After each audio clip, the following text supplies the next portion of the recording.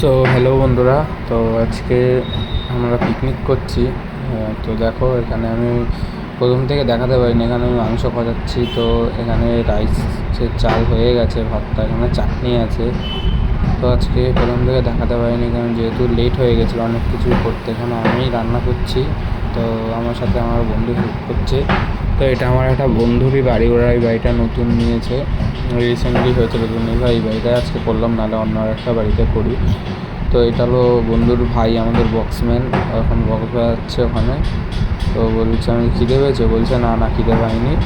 তো আমার বন্ধু এখন একটু জল টল আমি দিয়ে একটু উঠেছি, বললো দে আমি একটু করি, তুই একটু বাইরে ঘুরে আয়। ঘরটা খুব ছোটোর মধ্যে গরম। তো যে রাইস করেছে দেখো, রাইসের কোনো ছিঁড়ি ছাদেরা নেই, মানে কিছু বলার নেই। তো আমার বন্ধু রাইস করেছে, রাইসের ছিঁড়ি ছাদেরা কোনো কিছুই নেই, মানে মুখে দেওয়ার কোনো পুরো অযোগ্য। তো চলো কী করবো, তো চলো টাটা বাই বাই।